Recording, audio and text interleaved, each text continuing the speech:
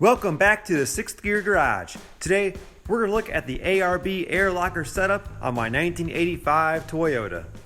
So my 85 has an automatic Aussie locker in the front axle and a selectable ARB air locker in the rear axle. Most vehicles come with open diffs from the factory, and even though they might be in four-wheel drive, only one wheel per axle is constantly turning. And that's fine for light off-road use, but it becomes a problem when the wheel that's being driven isn't the one that has the most traction or enough weight over it to get traction. Like this FJ40, which has most of its weight on the left side now, but only the right wheels are turning. And it's fine for the easy trails, but under extreme flex, the wheels off the ground are the first to spin.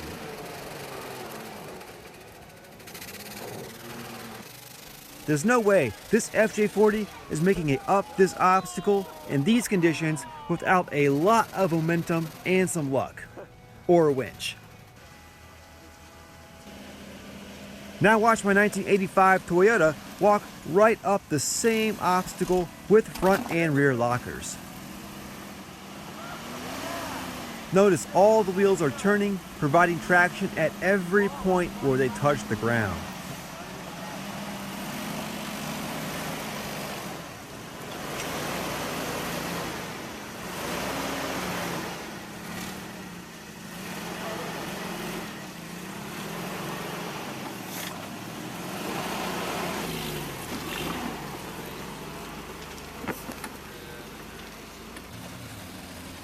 Lockers and mud tires will get through just about anything.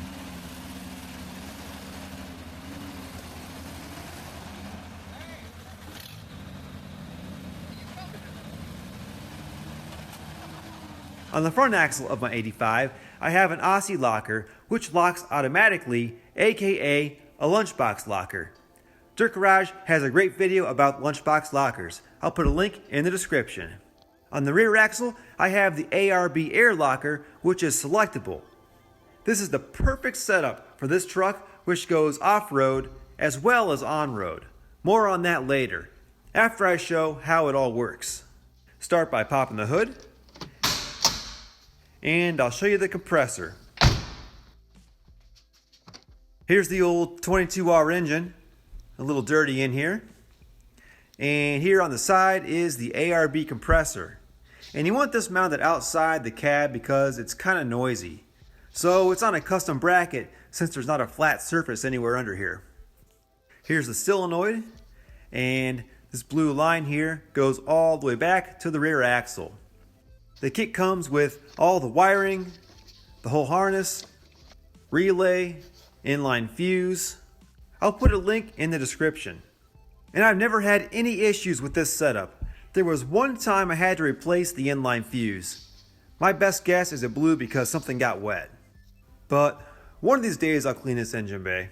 Hey, the 1-inch master cylinder upgrade is still looking good, and that was new in 2018. I'll put links in the description for that brake upgrade. But right now, let's hop in the cab and turn on the compressor. There's the on-off toggle switch for the compressor. Right now it's off, and the actuator button. And this button says front diff, but it's actually for the rear. That's how it came from the previous owner. I'm guessing he used it on a front diff at some point. It makes more sense to have it on the rear diff. I'll explain that reason in a minute after I show how it works. This is a twin stick setup, nice to have with the front locker. I've got a video on that as well in the description. Okay, normally I'd run the engine, but I'm in the garage with the door closed. Flip the switch, and there's the compressor. It's not that loud inside the cab. It's really not super loud outside either, but loud enough where I wouldn't want it mounted inside the cab with me. Might be hard to hear those tiny 4-inch dash speakers over it. It's 127 right now. We'll see how long it takes to fill the tank. Alright, it just turned off at 128, so about a minute. Oh, oops. The button was on the whole time. Now it's off. I bet the kids were playing in here. Now it's activated and off. It's like a tiny quiet blow-off valve. The compressor just kicked back on. It does that periodically, especially the more you turn the locker on and off and release that air from the line.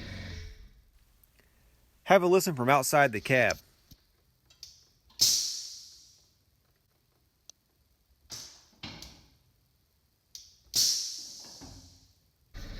Then just turn the compressor off when you're done, and the diff button.